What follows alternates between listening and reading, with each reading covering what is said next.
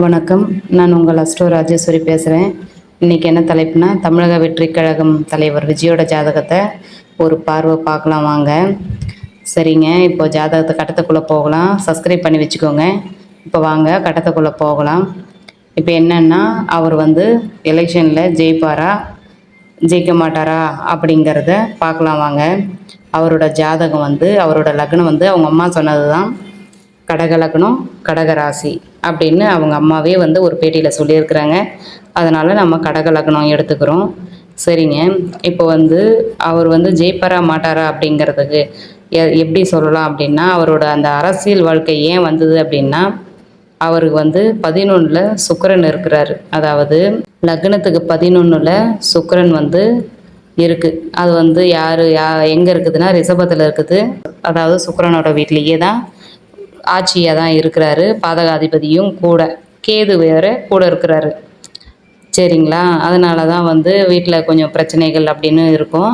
இத்தனை நாள் இல்லாத பிரச்சனைகள் இப்போ எப்படி அப்படின்னு பார்த்தா, ஃபஸ்ட்டு அவர் அரசியலுக்கு வராத வரைக்கும் அவங்க வீட்டில் பிரச்சனைகள் இருந்திருக்காது. ஏன்னா எப்போவுமே ஒரு ஜாதகத்தில் உயிர் காரகத்துவம் ஜட காரகத்துவம்னு 2 இருக்கும். அதாவது இது ஒன்று கிடைச்சா அடுத்தது இன்னொன்று போயிடும் அப்படிங்கிற மாதிரி. இவர் அரசியலுக்கு வரலன்னா எப்படியோ ஒரு அளவுக்கு வீட்டில் ஓரளவுக்கு அட்ஜஸ்ட் பண்ணின்னு இருந்திருப்பாங்க. இவர் அரசியலுக்கு வந்ததுனால பிரச்சனை வந்துருச்சு. இவர் அரசியலுக்கு வர வர குடும்பம் ஃபுல்லாக தள்ளி தான் போயிடும். இவர் அரசியலில் ஜெயிச்சிட்டா குடும்பம் கண்டினியூவாக இல்லாமல் போயிடும். ஏன்னா குடும்பத்தில் விட்டு விலகி வந்துடுவார். சரி, அதை விடுங்க. இப்போது இவர் ஜெயிப்பாரா மாட்டாரா அப்படிங்கிறதுக்கு என்ன விதி அப்படின்னா, இங்கே பாருங்கள், அவருக்கு அரசியல் வாழ்க்கை இத்தனை நாள் வராமல் சுக்கிரதசையே எத்தனையோ நாளாக நடந்துகிட்ருக்குது.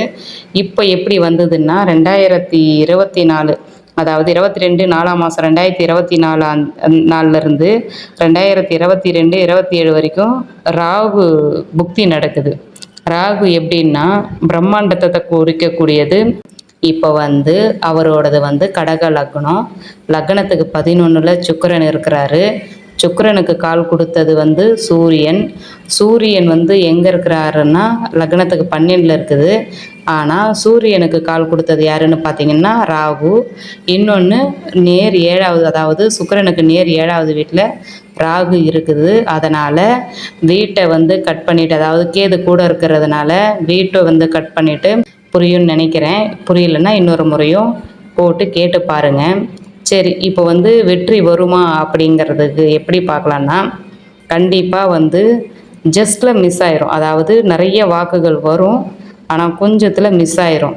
இவருக்கு எப்போவுமே அடுத்தவங்க சப்போர்ட் தேவை. ஏன்னா இவருக்கு 3ஆம் இடம் பாருங்கள், முயற்சி ஸ்தானாதிபதி புதன் வக்ரமாக இருக்கும். புதன் வக்ரமாக இருக்குது. ஆனால் புதனுக்கு கால் கொடுத்தது ராகு.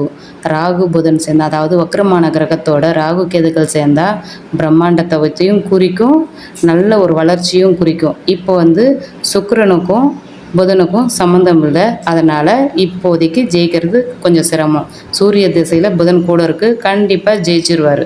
புரியுதுங்களா? குரு 5ஆம் பார்வையாக 12ஆம் வீட்டை பார்க்குது. கண்டிப்பாக அவருக்கு இந்த எலெக்ஷனில் விட்டதை அடுத்த எலெக்ஷனில் கண்டிப்பாக பிடிச்சிடுவார். ஆனால் இந்த எலெக்ஷனில் கொஞ்சம் மிஸ் ஆகும், கொஞ்சத்தில் மிஸ் ஆயிரும். புரியுதுங்களா? அதாவது இவருக்கு ஜாதகம் சூப்பராக இருக்குது. எப்படின்னு சொல்கிறீங்களா? ஒரு வழி நேர் வழி, இன்னொரு வழி குறுக்கு வழி. அதாவது இவருக்கு பாருங்கள், 8க்கு அதிபதி 12ல், 6க்கு அதிபதி 8க்கு அதிபதி 12ல், 6க்கு அதிபதி 8ல், 3க்கு அதிபதி 12ல். இந்த மாதிரி எல்லா கிரகமும், அதாவது கெட்டவன் கிட்டிடும் ராஜயோகம் அப்படின்னு சொல்லுவாங்க. கண்டிப்பாக இவருக்கு ராஜயோகம் உண்டு. 12ல் 3 கிரகம் இருக்கிறதுனால இவர் தனிமையை தான் விரும்புவார். அரசியலில் வந்துட்டால் எதையும் ஃபேமிலி எதையும் பார்க்க மாட்டார். தனிமையை விரும்புகிறதுனால கண்டிப்பாக இவர் அரசியலில் ஜெயிப்பார். அதை தான் 12ல் ஜெயில் கிரகம்னு சொல்லுவாங்க. நிறைய கேஸ் போடுவாங்க. இந்த மாதிரி பிரச்சனைலாம் வர்றது எதனால் அப்படின்னா, 12ல் நிறைய கிரகங்கள் இருந்தால் இந்த மாதிரி பிரச்சனைகள்லாம் கொடுக்கும் இவருக்கு. புரியுதுங்களா? இது தாங்க. இப்போ ஒன்றும் இல்லைங்க. இப்போ இவரோட பிரச்சனை என்னன்னா சுக்கிர தேசம் மட்டும்தான். இப்போ அடுத்த எலெக்ஷனில் சுக்கிரன் கண்டினியூவாக போயிடும். சூரிய தசை வந்துடும். இப்போ சூரியன் வந்து எங்கே இருக்கிற சூரியன் வாங்கியிருக்கிற கால் யாரோடதுன்னு பார்த்தீங்கன்னா ராகுவோட கால் திருவாதிரையில் உட்காந்துருக்குது. அதாவது சூரியனும் ராகுவோட கால் தான், புதனும் ராகுவோட கால் தான், சனியும் ராகுவோட கால் தான். இப்போ இதில் வந்து என்னன்னா ராகு தான் இந்த 3 கிரகத்துக்கும் அத்தாரிட்டி. இப்போ வந்து ராகு வந்து எங்கே இருக்கிறாரு, 6ல் இருக்கிறாரு. 6ல் 5ல் இருக்கிறாரு. 5ல் இருந்தால் என்ன யோகம்னா அம்ச யோகம் அப்படின்னு சொல்லுவாங்க, மகாலட்சுமி யோகம்னு சொல்லுவாங்க. இவர் அதாவது இன்னொரு கேள்வியும் இருக்கும்.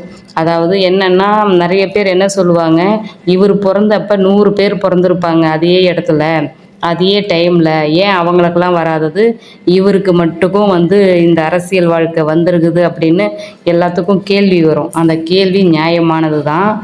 எல்லாரும் வந்து அந்த டைமில் பிறந்து தான் இருப்பாங்க. ஆனால் எல்லாருக்கும் அப்பா அம்மா வேறு, தாய் மாமா வேறு, வீடு வேறு, அண்ணன் தம்பி வேறு. இதை வந்து யாரும் யோசனை பண்ணுறதில்ல.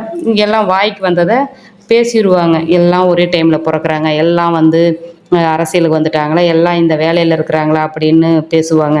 அப்படி இல்லைங்க. பெற்றவங்களுக்கு அந்த யோகம் இருக்கணும். தான் பையன் இந்த மாதிரி அரசியலில் வந்து கொடி கட்டி பறக்கிறத பார்க்குறதுக்கு பெற்றவங்களுக்கு அந்த ஆசை இருக்கணும். அவங்க மட்டும்தான் பார்க்க முடியும். இப்போது எல்லா குழந்தையும் பிறந்திருக்குது, அவங்க அப்பா அம்மாவுக்கு அந்த யோகம் இல்லைன்னா எப்படி பார்ப்பாங்க? அவங்களால பார்க்க முடியாது. அதே மாதிரி தான் தாய் மாமா வேறு, அண்ணன் தம்பி வேறு. அண்ணன் தம்பிக்கும் அந்த யோகம் இருக்கணும். அண்ணன் தம்பி இருந்தால் எத்தனையோ ஜாதகம் ஐஏஎஸ்ஸாக இருப்பாங்க, ஐபிஎஸ்ஸாக இருப்பாங்க, எல்லாம் ஓகே. அதே பெட்டில் ஒன்றா பிறந்திருப்பாங்க. அவங்க அண்ணன் தம்பி, அவங்க அக்கா தங்கச்சி, அவங்க அப்பா அம்மா, அத்தை மாமா எல்லாரும் வேற வேறவா இருப்பாங்க. இப்போது ஒரே கருவில் 2 குழந்தை வந்து பிறந்தது நிற்குதுன்னு வைங்க. அதாவது ஒரே கருவில் 2 முட்டை வந்து ஒட்டினாலும் இப்போ டாக்டர்ஸ் என்ன சொல்லுவாங்க, ஒரு முட்டை வந்து வளர்ச்சியாக இருக்குது, ஒரு கரு வந்து வளரல, அதுக்கு வந்து மெடிசன் கொடுக்கணும் அப்படின்னு சொல்லுவாங்க. ஒரே வயத்தில் ஒரே டைமில் கரு வந்து ஒட்டுற கரு முட்டையே வேறு வேறு மாதிரி ஒட்டுறப்போ ஒரே மாதிரி ஜாதகம் இன்னொருத்தருக்கு எப்படி இருக்கும்? அதை யாரும் புரிஞ்சிக்கிறது இல்லை. அதனால் வர பிரச்சனை தான் நிறைய கேள்விகள். புரியுதுங்களா?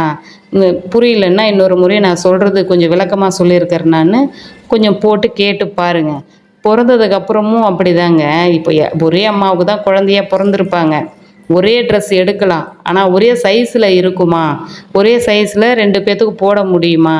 ஜாதகம் வந்து யூனிக்குங்க, யூனிஃபார்ம் கிடையாது. யூனிஃபார்முங்கிறது ஒரே லெவலில் போடுவாங்க. புரியுதுங்களா? ஒரு சின்ன மாறுதல் இருந்தாலும் ஜாதகம் வந்து மாறி போயிடும். அவ்வளோதாங்க விஷயம். இவங்க அப்பா அம்மாவுக்கு இந்த பாக்கியம் இருக்குது, அதனால் இவர் வந்து அரசியலில் வந்திருக்கிறாரு. எல்லாத்துக்கும் அந்த யோக பாக்கியம் இருக்குமான்னா கேள்விக்குறி தான். புரியுதுங்களா? அவ்வளோதாங்க ஜாதகம். தேங்க்யூங்க. வணக்கம். நான் உங்கள் அஸ்ட்ரோ ராஜேஸ்வரி பேசுகிறேன். இன்றைக்கி என்ன தலைப்புனா, தமிழக வெற்றி கழகம் தலைவர் விஜயோட ஜாதகத்தை ஒரு பார்வை பார்க்கலாம் வாங்க. சரிங்க, இப்போ ஜாதகத்தை கட்டத்துக்குள்ளே போகலாம். சப்ஸ்கிரைப் பண்ணி வச்சுக்கோங்க. இப்போ வாங்க கட்டத்துக்குள்ளே போகலாம். இப்போ என்னென்னா, அவர் வந்து எலெக்ஷனில் ஜெயிப்பாரா ஜெயிக்க மாட்டாரா அப்படிங்கிறத பார்க்கலாம் வாங்க. அவரோட ஜாதகம் வந்து அவரோட லக்னம் வந்து அவங்க அம்மா சொன்னது தான், கடக லக்னம் கடக ராசி அப்படின்னு அவங்க அம்மாவே வந்து ஒரு பேட்டியில் சொல்லியிருக்கிறாங்க. அதனால் நம்ம கடக லக்னம் எடுத்துக்கிறோம். சரிங்க, இப்போ வந்து அவர் வந்து ஜெயிப்பாரா மாட்டாரா அப்படிங்கிறதுக்கு எப்படி சொல்லலாம் அப்படின்னா, அவரோட அந்த அரசியல் வாழ்க்கை ஏன் வந்தது அப்படின்னா, அவருக்கு வந்து 11ல் சுக்கிரன் இருக்கிறாரு. அதாவது லக்னத்துக்கு 11ல் சுக்கிரன் வந்து இருக்குது. அது வந்து எங்கே இருக்குதுன்னா ரிஷபத்தில் இருக்குது. யாரோட வீடுன்னா சுக்கிரனோட வீடே. அதாவது சுக்கிரனோட வீட்லேயே தான் ஆட்சியாக தான் இருக்கிறாரு. பாதகாதிபதியும் கூட, கேது வேறு கூட இருக்கிறாரு. சரிங்களா? அதனால தான் வந்து வீட்டில் கொஞ்சம் பிரச்சனைகள் அப்படின்னு இருக்கும். இத்தனை நாள் இல்லாத பிரச்சனைகள் இப்போ எப்படி அப்படின்னு பார்த்தா, ஃபஸ்ட்டு வந்து அவர் அரசியலுக்கு வராத வரைக்கும் அவங்க வீட்டில் பிரச்சனைகள் இருந்திருக்காது. ஏன்னா எப்போவுமே ஒரு ஜாதகத்தில் உயிர் காரகத்துவம் ஜட காரகத்துவம்னு 2 இருக்கும். அதாவது இது ஒன்று கிடைச்சா அடுத்தது இன்னொன்று வந்து போயிடும் அப்படிங்கிற மாதிரி. இவர் அரசியலுக்கு வரலன்னா எப்படியோ ஒரு அளவுக்கு வீட்டில் ஓரளவுக்கு அட்ஜஸ்ட் பண்ணின்னு இருந்திருப்பாங்க. இவர் அரசியலுக்கு வந்ததுனால பிரச்சனை வந்துருச்சு. இவர் அரசியலுக்கு வர வர குடும்பம் ஃபுல்லாக தள்ளி தான் போயிடும். இவர் அரசியலில் ஜெயிச்சிட்டா குடும்பம் கண்டினியூவாக இல்லாமல் போயிடும். ஏன்னா குடும்பத்தில் விட்டு விலகி வந்துடுவார். சரி, அதை விடுங்க. இப்போது இவர் ஜெயிப்பாரா மாட்டாரா அப்படிங்கிறதுக்கு என்ன விதி அப்படின்னா, இங்கே பாருங்கள், அவருக்கு அரசியல் வாழ்க்கை இத்தனை நாள் வராமல் சுக்கிரதசையே எத்தனையோ நாளாக நடந்துகிட்ருக்குது. இப்போ எப்படி வந்ததுன்னா 2024, அதாவது 22 4ஆம் மாதம் 2024 நாள்லேருந்து 2022 27 வரைக்கும் ராகு புக்தி நடக்குது. ராகு எப்படின்னா பிரம்மாண்டத்தை குறிக்கக்கூடியது. அந்த அதாவது சுக்கிரன் வாங்கிய நட்சத்திரம் வந்து என்ன நட்சத்திரம்னா சூரியனோட நட்சத்திரம் வந்து வாங்கியிருக்குது. அதாவது கால் கொடுத்தவன் வந்து சூரியன், கார்த்திகையில் உட்காந்துருக்குது சுக்கிரன். அதனால் அவருக்கு அந்த ஆசை வந்து இப்போ வந்துருச்சு. கூட ராகு பார்வை இருக்கிறதுனால அவருக்கு இன்னமும் அதிகமாக தீவிரமாக வந்துருச்சு. புரியும்னு நினைக்கிறேன். இன்னொரு முறையும் கேளுங்க. இப்போ வந்து அவரோடது வந்து கடக லக்னம். லக்னத்துக்கு 11ல் சுக்கிரன் இருக்கிறாரு. சுக்கிரனுக்கு கால் கொடுத்தது வந்து சூரியன். சூரியன் வந்து எங்கே இருக்கிறாருன்னா லக்னத்துக்கு 12ல் இருக்குது. ஆனால் சூரியனுக்கு கால் கொடுத்தது யாருன்னு பார்த்தீங்கன்னா ராகு. இன்னொன்று நேர் 7வது, அதாவது சுக்கிரனுக்கு நேர் 7வது வீட்டில் ராகு இருக்குது. அதனால் வீட்டை வந்து கட் பண்ணிவிட்டு, அதாவது கேது கூட இருக்கிறதுனால வீட்டை வந்து கட் பண்ணிவிட்டு ராகு வந்து 6ஆம் இடத்துல இருக்கிறதுனால அரசியலுக்கு வந்துட்டார். புரியும்னு நினைக்கிறேன். புரியலைன்னா இன்னொரு முறையும் போட்டு கேட்டு பாருங்கள். சரி, இப்போ வந்து வெற்றி வருமா அப்படிங்கிறதுக்கு எப்படி பார்க்கலான்னா, கண்டிப்பாக வந்து ஜஸ்ட்டில் மிஸ் ஆயிரும். அதாவது நிறைய வாக்குகள் வரும், ஆனால் கொஞ்சத்தில் மிஸ் ஆயிரும். இவருக்கு எப்போவுமே அடுத்தவங்க சப்போர்ட் தேவை. ஏன்னா இவருக்கு வந்து 3ஆம் இடம் பாருங்கள், முயற்சி ஸ்தானாதிபதி புதன் வந்து வக்ரமாக இருக்கும். அதனால் கொஞ்சம் சப்போர்ட் வேணும். இன்னொன்று குரு வந்து 5ஆம் பார்வையாக 12ஆம் வீட்டை பார்க்குது. கண்டிப்பாக அவருக்கு வந்து இந்த எலெக்ஷனில் விட்டதை அடுத்த எலெக்ஷனில் கண்டிப்பாக பிடிச்சிடுவார். ஆனால் இந்த எலெக்ஷனில் கொஞ்சம் மிஸ் ஆகும், கொஞ்சத்தில் மிஸ் ஆயிரும். புரியுதுங்களா? அதாவது இவருக்கு வந்து ஜாதகம் சூப்பராக இருக்குது. எப்படின்னு சொல்கிறீங்களா? ஒரு வழி வந்து நேர் வழி, இன்னொரு வழி வந்து குறுக்கு வழி. அதாவது இவருக்கு பாருங்கள், 8க்கு அதிபதி 12ல், 6க்கு அதிபதி 8க்கு அதிபதி 12ல், 6க்கு அதிபதி 8ல், 3க்கு அதிபதி 12ல். இந்த மாதிரி எல்லா கிரகமும், அதாவது கெட்டவன் கிட்டிடும் ராஜயோகம் அப்படின்னு சொல்லுவாங்க. கண்டிப்பாக இவருக்கு ராஜயோகம் உண்டு. 12ல் வந்து 3 கிரகம் இருக்கிறதுனால இவர் வந்து தனிமையை தான் விரும்புவார். அரசியலில் வந்துட்டால் எதையும் ஃபேமிலி எதையும் பார்க்க மாட்டார். தனிமையை விரும்புறதுனால கண்டிப்பாக இவர் வந்து அரசியலில் ஜெயிப்பார். அதை தான் வந்து 12ல் வந்து ஜெயில் கிரகம்னு சொல்லுவாங்க. நிறைய கேஸ் போடுவாங்க. இந்த மாதிரி பிரச்சனைலாம் வர்றது வந்து எதனால் அப்படின்னா 12ல் நிறைய கிரகங்கள் இருந்தால் இந்த மாதிரி பிரச்சனைகள்லாம் கொடுக்கும் இவருக்கு. புரியுதுங்களா? இது தாங்க. இப்போ ஒன்றும் இல்லைங்க. இப்போ இவரோட பிரச்சனை என்னன்னா சுக்கிர தேசம் மட்டும்தான். இப்போ அடுத்த எலெக்ஷனில் வந்து சுக்கிரன் வந்து கண்டினியூவாக போயிடும், சூரிய தசை வந்துடும். இப்போ சூரியன் வந்து எங்கே சூரியன் வாங்கியிருக்கிற கால் யாரோடதுன்னு பார்த்தீங்கன்னா ராகுவோட கால். திருவாதிரையில் உட்காந்துருக்குது. அதாவது சூரியனும் ராகுவோட கால் தான், புதனும் ராகுவோட கால் தான், சனியும் ராகுவோட கால் தான். இப்போ இதில் வந்து என்னன்னா ராகு தான் இந்த 3 கிரகத்துக்கும் அத்தாரிட்டி. இப்போ வந்து ராகு வந்து எங்கே இருக்கிறாரு? 6ல் இருக்கிறாரு. 6ல் 5ல் இருக்கிறாரு. 5ல் இருந்தால் என்ன யோகம்னா அம்ச யோகம் அப்படின்னு சொல்லுவாங்க, மகாலட்சுமி யோகம்னு சொல்லுவாங்க. இவர் வந்து அதாவது இன்னொரு கேள்வியும் இருக்கும்.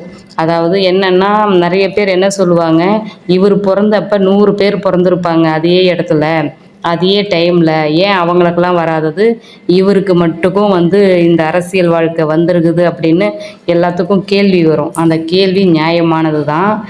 எல்லாரும் வந்து அந்த டைமில் பிறந்து தான் இருப்பாங்க. ஆனால் எல்லாருக்கும் அப்பா அம்மா வேறு, தாய் மாமா வேறு, வீடு வேறு, அண்ணன் தம்பி வேறு. இதை வந்து யாரும் யோசனை பண்ணுறதில்ல. எல்லாம் வாய்க்கு வந்ததை பேசிடுவாங்க. எல்லாம் ஒரே டைமில் பிறக்கிறாங்க, எல்லாம் வந்து அரசியலுக்கு வந்துட்டாங்களா, எல்லாம் இந்த வேலையில் இருக்கிறாங்களா அப்படின்னு பேசுவாங்க. அப்படி இல்லைங்க. பெற்றவங்களுக்கு அந்த யோகம் இருக்கணும். தான் பையன் இந்த மாதிரி அரசியலில் வந்து கொடி கட்டி பறக்கிறத பார்க்குறதுக்கு பெற்றவங்களுக்கு அந்த ஆசை இருக்கணும். அவங்க மட்டும்தான் பார்க்க முடியும். இப்போது எல்லா குழந்தையும் பிறந்திருக்குது, அவங்க அப்பா அம்மாவுக்கு அந்த யோகம் இல்லைன்னா எப்படி பார்ப்பாங்க? அவங்களால பார்க்க முடியாது. அதே மாதிரி தான் தாய் மாமா வேற, அண்ணன் தம்பி வேற. அண்ணன் தம்பிக்கும் அந்த யோகம் இருக்கணும். அண்ணன் தம்பி இருந்தால் எத்தனையோ ஜாதகம் ஐஏஎஸ்ஸாக இருப்பாங்க, ஐபிஎஸ்ஸாக இருப்பாங்க, எல்லாம் ஓகே. அதே பெட்டில் ஒன்றா பிறந்திருப்பாங்க. அவங்க அண்ணன் தம்பி, அவங்க அக்கா தங்கச்சி, அவங்க அப்பா அம்மா, அத்தை மாமா எல்லாரும் வேற வேறவா இருப்பாங்க. அது ஒரே கருவில் 2 முட்டை வந்து ஒட்டினாலும் இப்போ டாக்டர்ஸ் என்ன சொல்லுவாங்க, ஒரு முட்டை வந்து வளர்ச்சியாக இருக்குது, ஒரு கரு வந்து வளரல, அதுக்கு வந்து மெடிசன் கொடுக்கணும் அப்படின்னு சொல்லுவாங்க. ஒரே வயத்தில் ஒரே டைமில் கரு வந்து ஒட்டுற இதுவே அதாவது ஒட்டுற குழந்தையே, ஒட்டுற கரு முட்டையே வேறு வேறு மாதிரி ஒட்டுறப்போ ஒரே மாதிரி ஜாதகம் இன்னொருத்தருக்கு எப்படி இருக்கும்?